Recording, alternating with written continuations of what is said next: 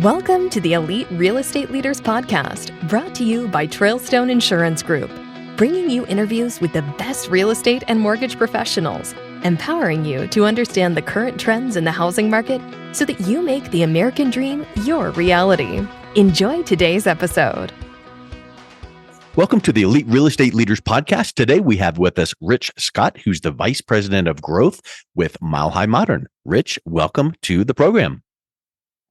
Thank you so much. It's a pleasure to be on.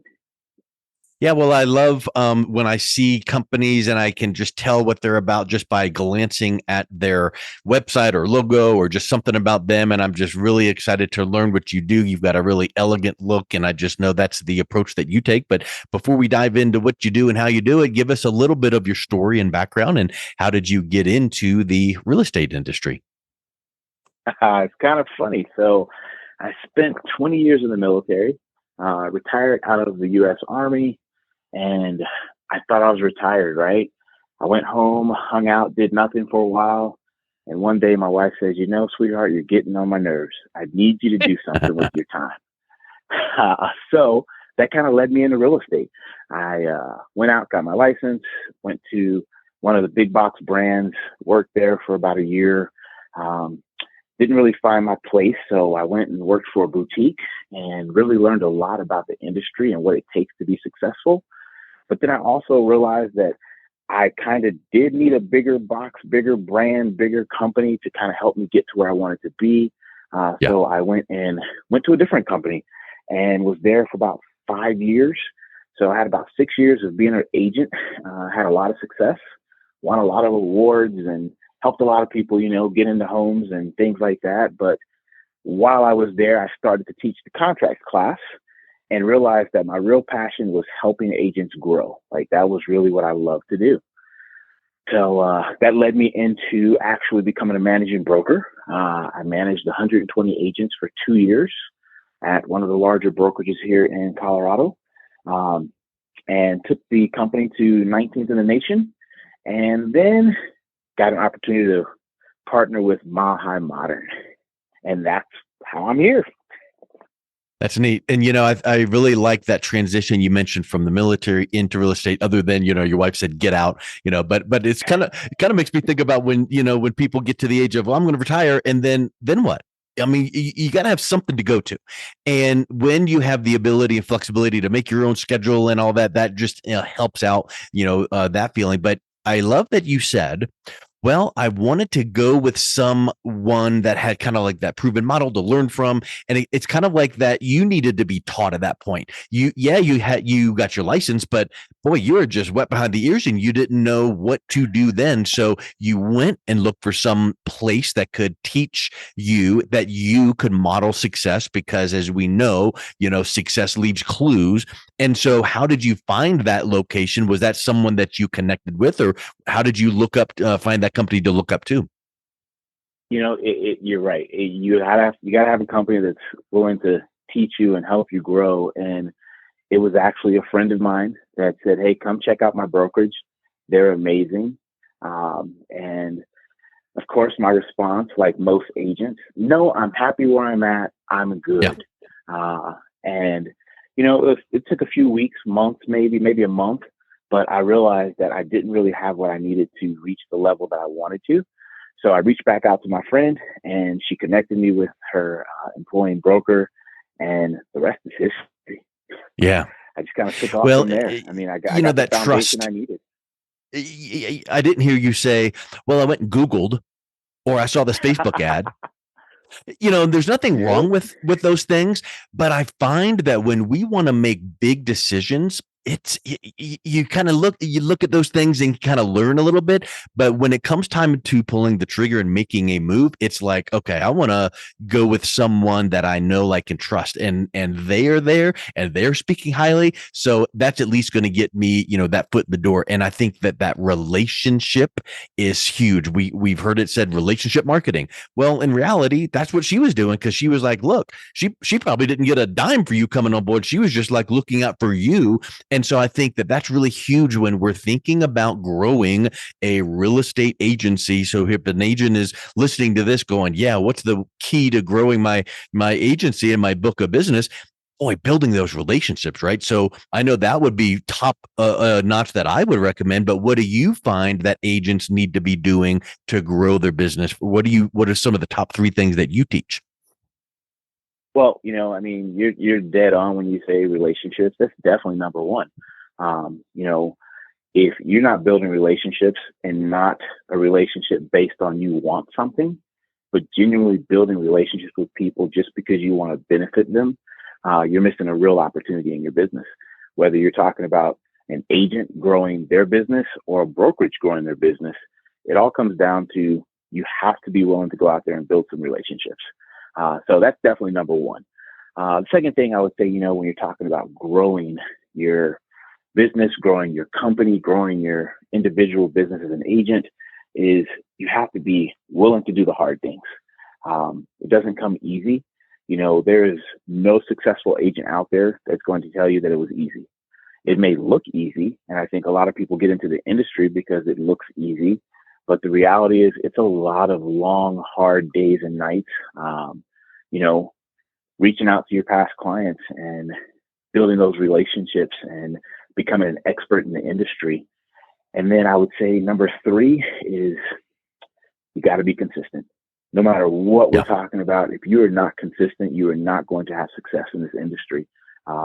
Even in my role, I tell agents all the time, I do what agents do.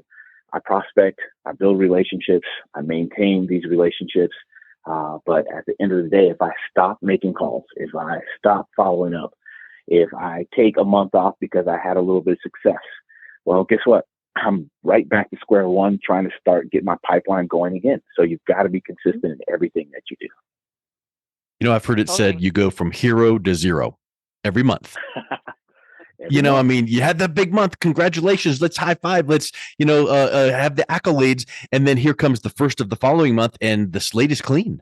You got to start all over. So it really is that consistency of, you can't just do a bunch of marketing and sales, get some clients in, and then totally focus on them, because while you need to focus on them, you are now losing out. The opportunity cost is that you're losing out on prospecting and networking and building relationships with the next group of incoming clients. So that probably means that you may need to consider having that team and having a concierge or a transaction coordinator that is going to take care of your people. So talk a little bit about some of the tools you recommend to keep that consistency going.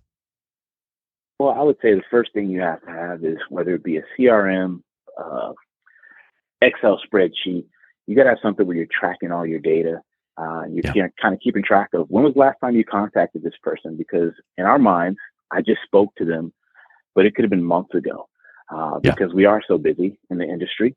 So having that strong database that you can go into and keep notes in, and if it's something that you can create,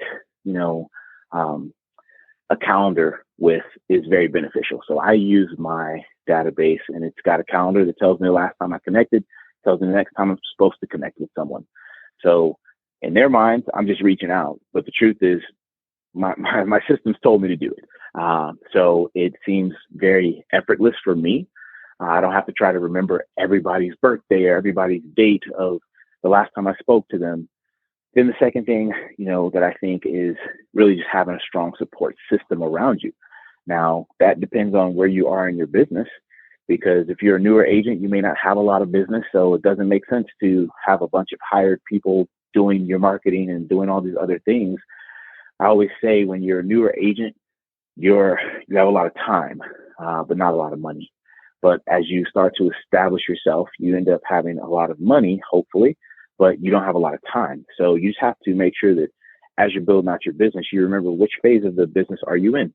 Are you in the building phase, where maybe you have more time, so you can take that time to create some marketing and to do some different touches that you may not have time to do later in your career? But now you've got the money, and now it's time to start to hire the help so that you can continue to grow your business. I have a kind of a curious question for you, because what I'm hearing a lot is you have so much consistency and you have so much structure. Do you relate that more to your military background, or would you say you are just this type of person, because I know a lot of real estate agents out there are kind of listening like, why can't I be more structured? That's just something like we kind of pound into people in this industry is you have to be structured, you have to be disciplined. So what's your take on that? I would say that it's definitely my upbringing. I'm a country boy from Kansas originally, so Midwest values kind of have been instilled in me from day one. But also the time in the military, of course, I think has helped me be a little more organized, disciplined. But I don't think you have to have either of those to be successful, because I know a lot of successful agents that don't have my background. The one thing that I seem to normally see in these agents, though, is they're disciplined in other areas of their life. Either they've been an athlete before, or they've gone to school, or they've done something. So they've had discipline in other areas of their life, and they just roll it into this new career. And I think the biggest thing that any agent can remember is this is a job, So while, yes, you get to make your own schedule, and yes, you have the flexibility to go to a happy hour, and it could be work. You might be on the golf course and you are actually working. You're not just playing golf, but you are meeting with other people that you're trying to, partner with. But it's the discipline that reminds you that even though it's fun, it can be fun, that it is work. So you have to always treat it as such. No one's going to reach the highest pinnacles working 20 hours a week, when they start off their job. So why do we get into real estate and think, well, I'm going to work 15 hours and I'm going to make it big? Put in the time. You got to put it in. So whether you're this disciplined person or you just don't have that in you, because, we know both, and we know both can be successful in their own different ways, but, how much of an impact does a brokerage have on agents, their success and their growth? Oh, more than I think I even realized.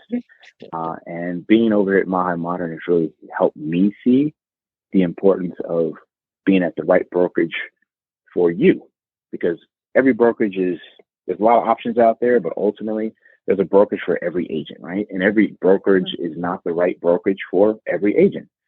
But I know at our brokerage, we are pretty disciplined, and the things that we offer for our agents, it's consistent. When they come to a sales meeting, they know that it's going to be 1 hour long. It's not going to be an hour and 10 minutes, because we're respectful of our agents' time. So they understand that they need to have that same level of discipline and professionalism when it comes to their clients, because that's what they receive every day when they're at their brokerage, whether it's from education, whether it's from the support that they have. But, I think too often as agents, we lack discipline, or we lack the ability to see the importance of it, because it's not shown to us in any other area of the industry.